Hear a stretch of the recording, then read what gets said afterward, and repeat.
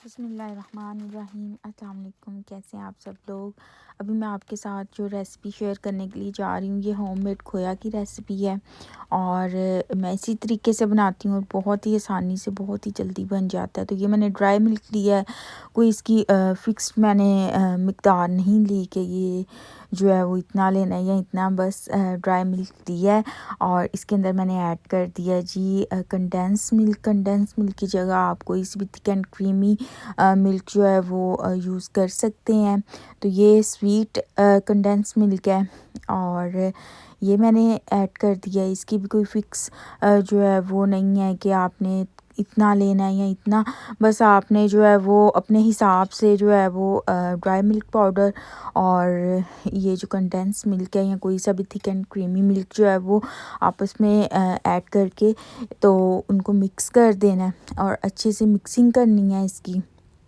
और इतनी आसानी से ये बन जाता है और इतना मज़े का ये खोया तैयार होता है कि अगर आपने किसी रेसिपी में ये यूज़ करना है, लाइक आपने गाजर के हलवे में डालना है या कहीं पे भी यूज़ करना है, तो जब आप इसको बनाएंगे ना और इसको टेस्ट करेंगे तो आपका दिल करेगा कि आप इसको ना वैसे ही खा जाएं और उसमें जिस डिश के लिए आप बना रहे हैं उसमें ना ऐड करें। इतना ये टेस्टी तैयार होता है क्योंकि इसका जो टेस्ट है वो जो मिठाइयों में ऐड करते हैं ना, कह लें कि वो जो एक मिठाइयों में एक मिठाई होती है जिसको कलाकंद बोलते हैं, तो वैसा होता है।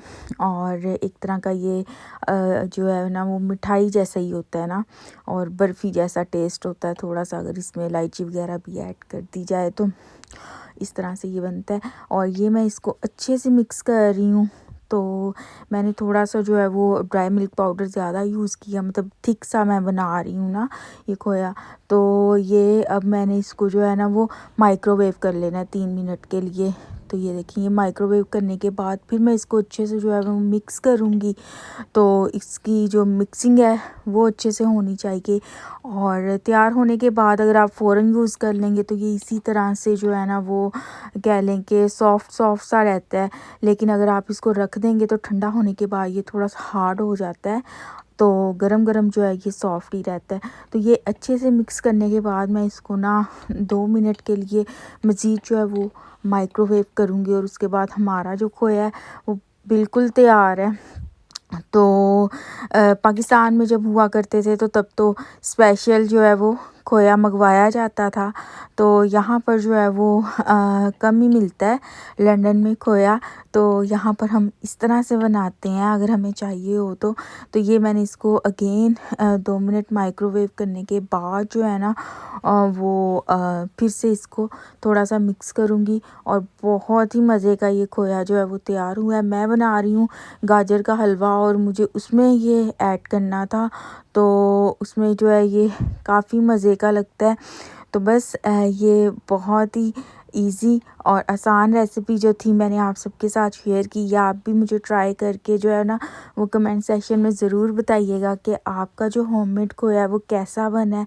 तो इंशाल्लाह ताला अब आपसे जो है ना वो नेक्स्ट वीडियो में मुलाकात होगी। और मैं तो इसको इसी तरह खाने लग गई थी और बहुत ही टेस्टी लग रहा था। तो इंशाल्लाह ताला अब आपसे नेक्स्ट वीडियो में मुलाकात होगी। तब तक के लिए अपना बहुत ज़्यादा ख्याल रखें और मुझे भी दुआओं में ज़रूर याद रखिएगा।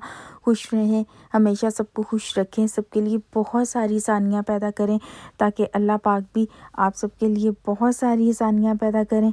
और मुझे भी दुआओं में ज़रूर याद रखिएगा। फ़ी अमान अल्लाह। अल्लाह हाफ़िज़।